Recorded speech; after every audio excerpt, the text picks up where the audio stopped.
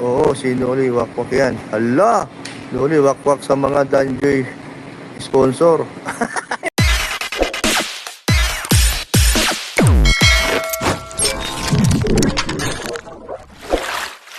Okay guys, isa na muling mapagpalang umaga, tanghali, gabi po sa inyo lahat. Sana po ang lahat ay nasa mabuting kalagayan at ligtas po sa anumang kapahamakan. Saan man po kayo dako ng mundo naroon. Ako pumuli ang inyong likod, Maestro 21 TV. At sa ating video ngayong araw na ito mga kalingap, tayo muli po ay magbibigay ng ating palibagong reaction po tungkol nga po dito sa naganap na ano ba yan, hidwaan o yung ito po ay ang pangyayari po mga kalingap ay nangyari po sa naging live po ni Kuya Brooks. Okay, dito natin makikita kung paano mang-asar itong si Kuya Brooks mga kalingap. Ito ay hindi niya inisip na protektahan yung kapwa po niya kalingap. Okay, so kasi po ang involved po dito mga kalingap ay itong si Canoli.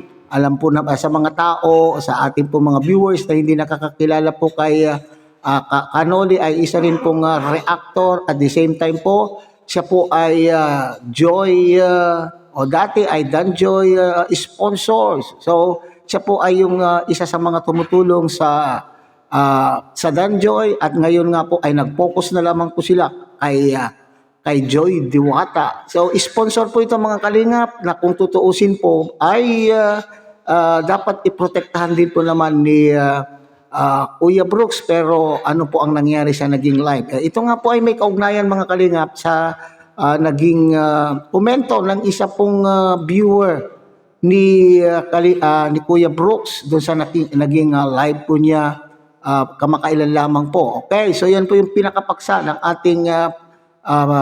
ating video ngayong araw na ito mga kalingap. Pero bago po yan, tayo muna po ay magbibigay po guys sa ama at founder po ng Kalingap, Kuya Baal Santos Matubang. At tangkilikin po natin Ate Edna Vlog, Kalingap Rob, Kalingap Dan. At kung bagong dating lang po kayo, bagong silip lang po kayo sa munting channel na ito, sana po ay inyo rin pong tangkilikin sa pamamagitan po ng pagbibigay nyo po ng like, share, and subscribe.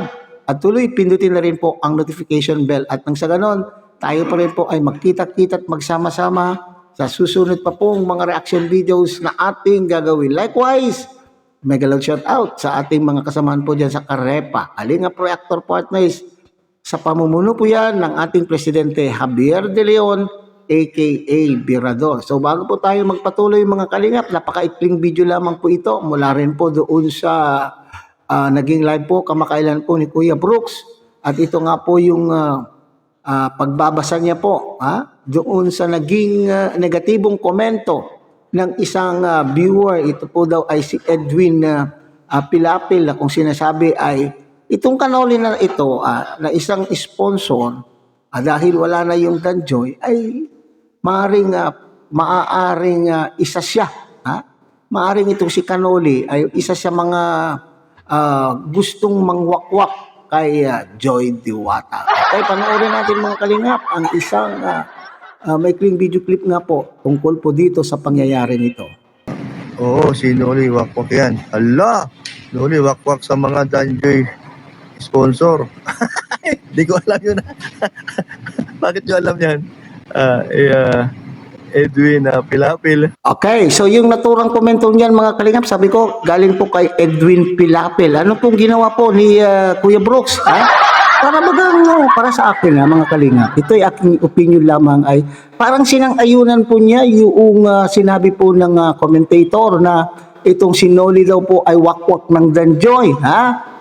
Tapos sabi niya, bakit niyo alam yan? Hindi ko alam yun So, para bagang ay nako, parang sinang-ayunan po niya para sa akin mga kalingap. At tayo, kung tayo po yung mga nagla-live streamer, sa mga live streamer, parati yan sinasabi, lalo na po kay Kuya Bal, na kapag tayo po ay nagla-live, kung alam po natin, kasisira po ng ating kapwa, lalo na po kung ating kapwa kalingap ay ipi-filter. Ano ba yung ipi-filter? Ay medyo, wag na natin pong basahin. Babasahin po natin, sa utak na lamang po natin ito babasahin. Kung alam po natin na makapanira yung komento, ay huwag na natin po sigurong babasahin. Hindi po ba mga kalingap? Dito, binasa in toto. Binasa in toto po ni Kuya Brooks at tumawa pa na nakakasar.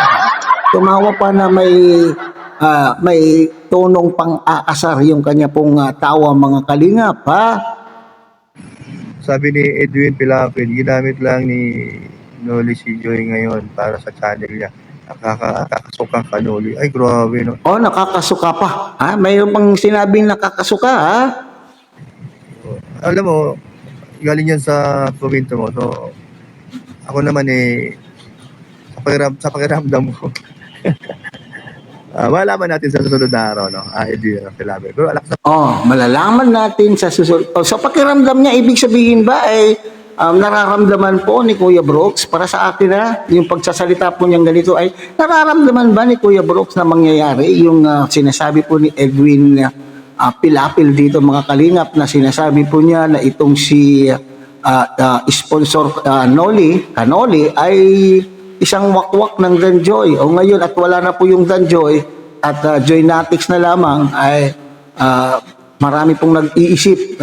Lalo na po itong kasagsagan po ng issue, mga kalingap, ay marami nag-iisip na kung si Joy, itong mga sponsors na ito ay si Joy na lamang po ang kanila pong sinusuportahan.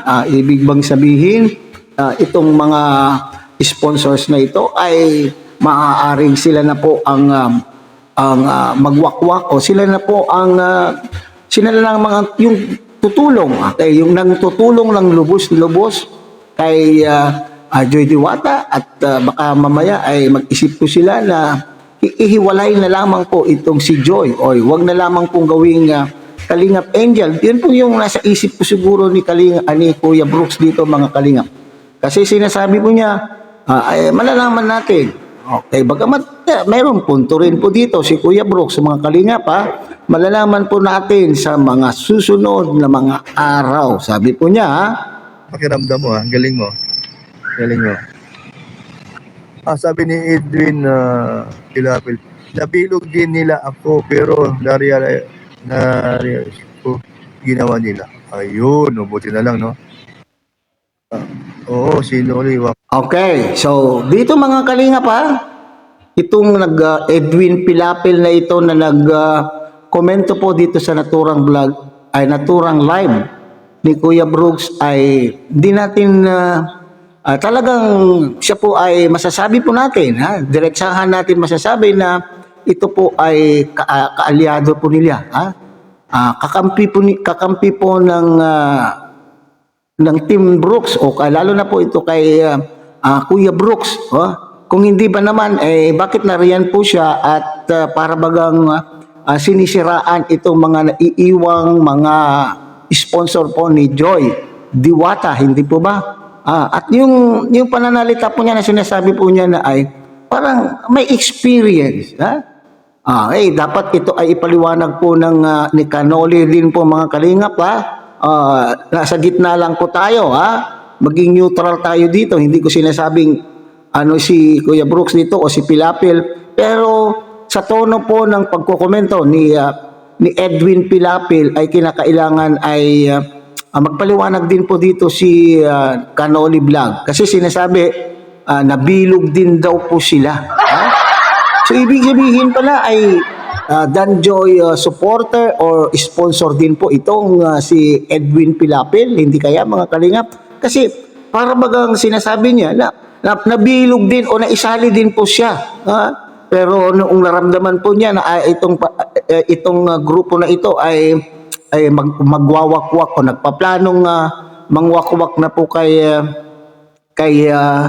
Joy Diwata, kaya siya siguro tumiwalag o kaya po siguro ay umalis dun sa grupo po ni Kanoli. Okay? So dito, mga kalingap, ay kinakailangan ay magpaliwanag din po si Kanoli upang sa ganun ay malinis po ang kanyang pangalan, at the same time po itong Joynatics sponsor na siyang tumutulong ngayon. At dumadami na po sila. Dumadami na po itong mga sponsors na gustong magtumulong po kay Joy Diwata.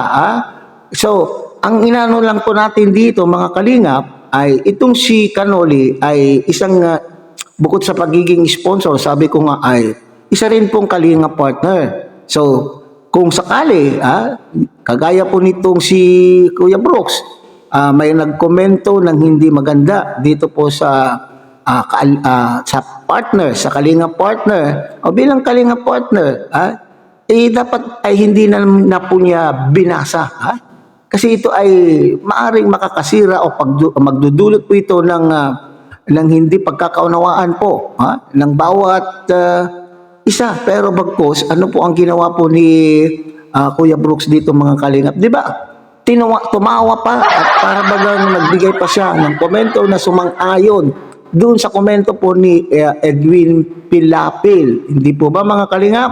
So, dito natin makikita na talagang nag-iisip pa baga. Sorry pero nag-iisip pa baga itong si Kuya Brooks at medyo nakalimutan po niyang itong mga bagay na ito.